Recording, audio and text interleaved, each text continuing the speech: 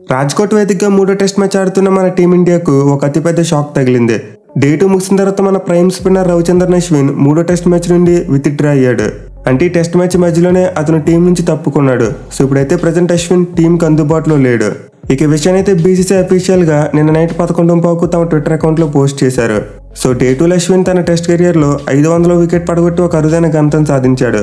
But ఇంతలోనే అతను team నుంచి దూరం కావడం నిజంగా చాలా ఆశ్చర్యాన్ని కలిగించే విషయం.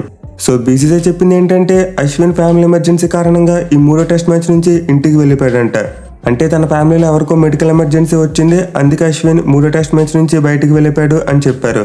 అయితే ఆ మెడికల్ ఎమర్జెన్సీకి రీజన్ ఏంటో బీసీసీ రివీల్ చేయలేదు. సో అశ్విన్ ఫ్యామిలీలో ఎవరికో ఏదో అయ్యి ఉండొచ్చు. దీనివల్ల అశ్విన్ సడన్ గా మూడో టెస్ట్ మ్యాచ్ నుంచి విత్డ్రా అయ్యాడు. అండ్ బీసీసీ ఇంకా ఇష్యూ గురించి మాట్లాడుతూ ప్లేయర్స్ యొక్క హెల్త్ తో పాటు వాళ్ళ లవ్డ్ వన్స్ యొక్క హెల్త్ కూడా చాలా ఇంపార్టెంట్ అని చెప్పారు. అలాగే బోర్డు మీడియాతో పాటు ఫ్యాన్స్ అందరికీ రిక్వెస్ట్ చేశారు. అదేంటంటే అశ్విన్ ప్రైవసీని రెస్పెక్ట్ చేయమని, అతనికి సపోర్ట్ గా ఉండమని తెలిపారు. అలాగే బోర్డుతో పాటు టీం మొత్తం అశ్విన్ కి తోడుగా ఉంటుందని, అతనికి ఏదైనా అవసరమైతే వెంటనే చేస్తామని బీసీసీ తన పోస్ట్ లో తెలిపింది. సో డెఫినెట్లీ ఇలాంటి టైంలో ఫ్యాన్స్ అంతా అశ్విన్ కు చాలా సపోర్ట్ గా నిలబడాలి.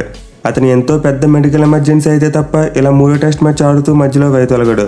సో మనమంతా సెన్సిటివ్ పీరియడ్ లో అశ్విన్ ని సపోర్ట్ చేస్తే అతనికి తోడుగా ఉందాం. ఇక అశ్విన్ బయటకు వెళ్ళిపోవడం వల్ల మన టీమిండియా ఇప్పుడు చాలా ట్రబుల్లో పడిపోతుంది. ఎందుకంటే రూల్స్ ప్రకారం ఇప్పుడు మన టీమిండియా 10 మంది ప్లేయర్స్ తోనే బ్యాటింగ్ మరియు బౌలింగ్ చేయించాలి. అంటే మన వాళ్ళు అశ్విన్ ప్లేస్ లో ఒక నార్మల్ సబ్స్టిట్యూట్ ప్లేయర్ ని మాత్రమే తీసుకోగలరు. సో సబ్స్టిట్యూట్ ప్లేయర్ రూల్ ప్రకారం ఒక ఆటగాడికి కంకషన్ లేదా COVID-19 వస్తేనే వేరే ప్లేయర్ తో రీప్లేస్ చేయాలి. అంటే ప్లేయర్ టు ప్లేయర్ స్వాప్ చేసుకుని అతని చేత బౌలింగ్ మరియు బ్యాటింగ్ చేయించడానికి అవకాశం ఉంటుంది. కానీ ఇక్కడ అశ్విన్ మూడో టెస్ట్ మ్యాచ్ నుంచి తప్పుకున్న రీజన్ ఈ రెండింటి కిందకే రాదు.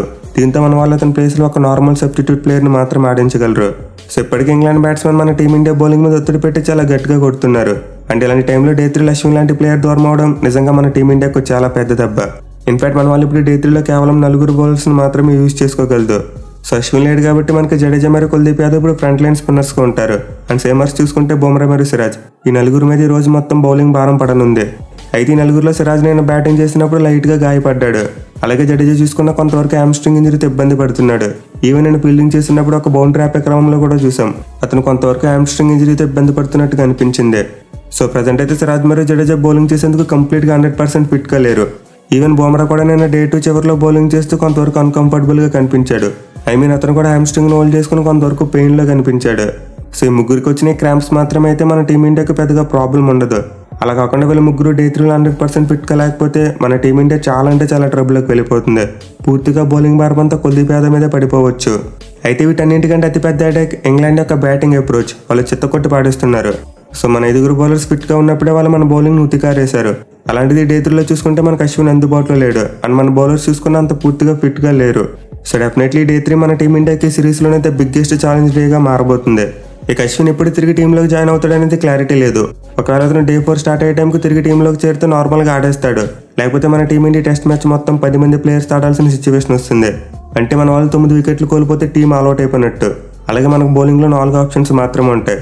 కానీ ఫీల్డింగ్ లో మాత్రం ఒక ప్లేయర్ ని సబ్ గా తెప్పించుకుని మొత్తం 11 మంది ఫీల్డర్స్ తో ఫీల్డింగ్ చేయించుకోవచ్చు.